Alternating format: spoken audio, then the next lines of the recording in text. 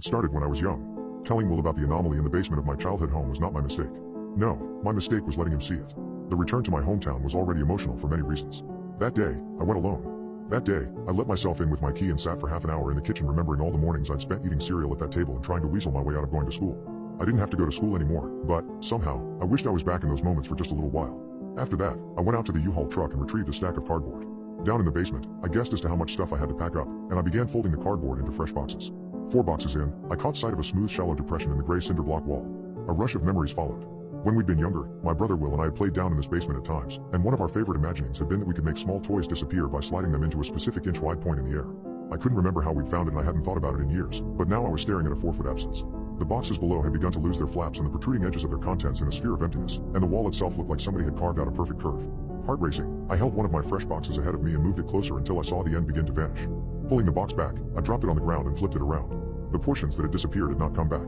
The cardboard was gone, and the edges left behind were eerily smooth. For several minutes, I paced the basement, trying to process what I'd found. How was it real? How had this old game become a real thing? Or had it always been there, and we just interpreted it through the lens of childhood? Like it or not, I had to face the fact that there was an inexplicable sphere of disintegration in my basement.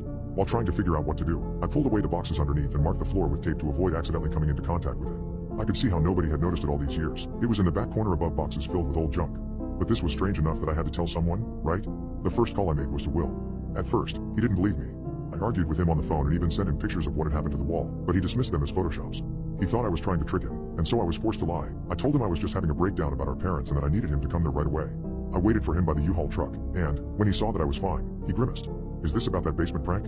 Just come see it, I told him, practically dragging him inside and downstairs. Then, I gave him an old piece of wood. Here, hold it toward the taped-off area. We'll side in that manner that only older brothers could. Fine, the end of his piece of wood began to disappear. Christ. See? I shouted, moving out of his way as he stumbled back. That game we used to play with the toys. It was this. It was real. He shook his head, his gaze locked on the empty air ahead. No. This is something else.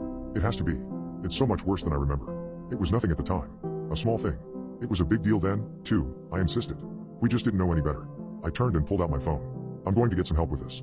He finally snapped out of his daze, but only to forcefully grab me by the front of my shirt. With fierce eyes, he demanded, don't you tell anybody. I pushed him off with a leg-supported heave. I have too. This isn't normal. He backed off for a time, his attention turning toward the unseen sphere. While I talked to a college friend in physics I graduated with last year, we began testing different objects. Metal, porcelain, wood, even a glass of water, it all disappeared above the line of tape. While Will was carefully disintegrating the end of a tall lamp, the stairs creaked, and we both turned to see our neighbors on the stairs. It was too late. Mr. and Mrs. Evans were already watching us in shock. I thought I heard shouting, Mr. Evans said, confused by what he'd seen. Mrs. Evans came down the stairs, still stunned, but concerned. She touched me on the shoulder and asked kindly, are you all right down here? Her gaze turned with suspicion toward Will and the unseen sphere. I'm fine, I told her. It wasn't the first time they'd come over like this, and I just wanted them to leave. We're packing things up. Come on, honey, Mr. Evans said, waving her away. They're fine. He glowered one last time at Will and the strange sight they beheld, and then helped his wife up the stairs. They left just in time to miss the arrival of my physics friend Ishmael. He rushed up the driveway from his car surrounded by a cloud of bulky equipment. I tried to help, but he just shook his head and asked to be led to the basement. Is it real? See for yourself, I told him, helping him set up his stuff between the boxes. His gear included a camera on a tripod, several pieces of testing equipment, and some radiation detectors. At these, I paused. You think this thing might be giving off radiation? Ishmael grimaced. With the behavior you described? Probably. I definitely wouldn't live above this thing. If it's giving off anything dangerous, there'd be a pretty big cancer risk. Will and I shared an unhappy glance. All right, Ishmael said as he hung some opaque sheets of heavy material from the unfinished ceiling. We'll stand behind these in case there's acute radiation. We nodded, took our spots, and I held out the first long piece of wood. Ishmael's camera captured every moment of the wood's slow disappearance while he stared wide-eyed and cursed softly. Cycling quickly through his devices, he checked each one and then declared, well, no radiation. Will said, that's a relief. No, Ishmael countered. It's super weird. I sort of expected that the matter in the objects was being torn apart and scattered, but that's not what's happening. Here's the real question. Why isn't there a tornado in here? I looked at the empty sphere for a moment before realizing what he meant. You mean why isn't it destroying the air, too? He nodded. This isn't a portal to somewhere else, and it's not disintegrating matter outright. I wonder what it is doing. While he continued to perform tests, Will pulled me aside. Look, I understand the need for help on this, but we really can't tell anyone else. This is a family matter. I nearly bit my tongue, but then decided to stand up for myself for once. Why do you want to keep this a secret? It was then he went in a different direction than I was expecting. His eyes lit up and he traced a hand across an imaginary display of the future. Think about it. We could run a waste disposal company like no other. Destroy anything instantly and permanently. Do you know all that nuclear waste they bury in the desert? Gone. Toxic factory waste? Gone. We could ship it all here from anywhere and just annihilate it. Nobody else would ever be able to match us. Oh, so it's about money, is it? I asked, angry for some reason. You think the government will just let us keep this to ourselves? Of course not, he said with a small laugh. That's why we'll keep it a secret. They won't know about it, and we'll get rich. If anybody does suspect, we'll just say they're crazy and call them conspiracy theorists. Think about it. Who would believe the truth? That path seemed dangerous and self-serving. We have to tell someone. He gripped me hard by each arm. As I struggled to get away from him, he insisted, no. There's too much money at stake. Turning from his work, Ishmael asked, everything all right? We'll let go, and I nodded. I'm fine. What are you finding? I think this sphere is turning solid and liquid matter into harmless gases, he reported, peering at some of his instruments. A little bit of argon, a little bit of nitrogen, but mostly carbon dioxide. I recommend you keep the windows open at all times to air it out. Pushing away from my older brother, I helped open the windows, and then we stood regarding the anomaly. So it's harmless? Will asked. Doesn't give us cancer or anything? Ishmael shook his head. Looks to be a growing bubble of alternate physical laws, or at least that's my best guess. I don't know what's causing it, but if it's getting bigger over the years, then that's a huge problem. It's gravitationally bound, as we can tell from it staying in the same place rather than floating through space, so it's going to stay here on Earth. We should probably begin working on a way to undo it because, in a few centuries, it might get big enough to destroy all life on the planet.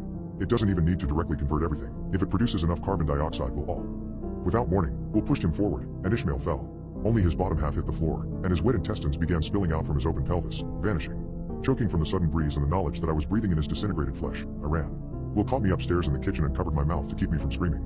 Stop, he hissed. Stop. It had to be done. Now we're the only ones that know. I had no choice but to let him think I was calming down. He slowly let go. Now, are we going to get rich, or are you going to be a problem? You know I'd never hurt you, but... I spit in his face. He backed down and wiped his cheek clean. I'm sorry. I am, he sighed and headed for the basement stairs. I'm going to push the rest of his body and all of his gear into the sphere. There won't be any trace left. Nobody, no unalive charge. And if you tell anyone, I'll say you were complicit. Just so you know. Sorry, but I'm just protecting myself. Full of anger, humiliation, and hate, I dashed from the house as soon as he moved out of sight. Running next door, I knocked until Mr. and Mrs. Evans opened up, and then I began frantically showing them the pictures and explaining what we'd found. It's eventually going to destroy the world if we don't do something about it. They nodded and listened. They'd seen it. They believed me. Mrs. Evans saw the bruises on my arms and frowned. Honey, we'll help you. Just get somewhere safe and we'll call the police. I couldn't thank them enough. I just needed to know I had allies, that I wasn't alone. Retreating to my rented U-Haul, I drove halfway down the block, locked the doors, and sat watching my childhood home while I tried to figure out what to do next. My first move was to post all the pictures and information I'd gathered online in as many forums and message boards as I could. It didn't matter what Will tried to do. Others would know. About 20 minutes into that task, I saw Mr. Evans open his door and cross his lawn to post a handwritten for sale sign. I got out of my truck and headed over to question him about it. While walking over, a police cruiser finally arrived. The cop got out and intercepted me, asking me immediately if I was all right, and I began to try to explain. He was skeptical, but I showed him the photos on my phone, and he glared over at my house. Waving Mr. Evans closer, I asked him, here, tell him about the sphere. You saw it. Mr. Evans gave me an apologetic look and then turned to the cop. This isn't the first time we've heard yelling in that house. But as for this disintegration thingy, no, there's nothing down there. I and the missus saw an empty basement with our own eyes when we went to check. Nothing down there.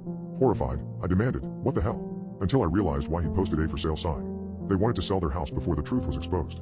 The value would drop if people knew it was next to a strange disintegrating anomaly that would eventually expand and destroy it. Just like Will, Mr. Evans was more concerned about money than the truth. Over the course of the next 20 minutes, the cop got Will outside, but my older brother and Mr. Evans managed to make me look like a crazy person. At the end of the back and forth, the cop looked me over and said tiredly, look, I could have helped you if not for that crazy story, but I'm not going to touch this one with a 10-foot pole. Just get somewhere safe and call up the family if you can. I'm not dealing with a he said she said situation. You look uninjured, just leave the premises. Frustrated beyond belief, I watched the cop get back in his cruiser and pull away. Beside me, Mr. Evans murmured an apology and headed back into his house. Will sneered at me and returned to the house. At least I had the internet. Others would listen. I got back on my phone and began checking what I'd posted. To my horror, there was already a bevy of eerily similar response posts from various blogs decrying the latest conspiracy and claiming that these disintegration spheres were fake news. Dozens of comments were pouring in on every site about how I was a liar, that all my images had been photoshopped, and that I was being funded by liberal billionaires to spread conspiracies. The reaction was so over the top and so consistent, I got the sense that it wasn't natural. Were there other spheres like the one in my basement? Were other people trying to get the word out but being silenced? How could anyone spread propaganda to cover up something that might destroy the world? Oh, money. We'd known about the sphere for less than a few hours and it had already made nice people lie and bad people unalive. I sat down on the curb, forlorn. I was alone in this. What could I do? I could try to fight Will, but he was bigger and stronger, and likely expecting such an attack. I couldn't beat him. He would overpower me. I could try to tell more people, but the way others had reacted so far told me nobody would know what to do about it. To get past the barrier of propaganda and reach a wider audience, I would need tons of money. I needed money to fight money. It was a self-defeating circle of logic. The only strategy that made sense was to wait until the problem got dramatically worse and could no longer be denied. I had to hope that it would not be too late by then. Once the sphere was the size of a city block, or even a city itself, once the sphere was so huge that nobody could deny it as a threat, would it still be possible to find a solution? I needed money. Heading back into the house and down to the basement, I watched Will applying more tape.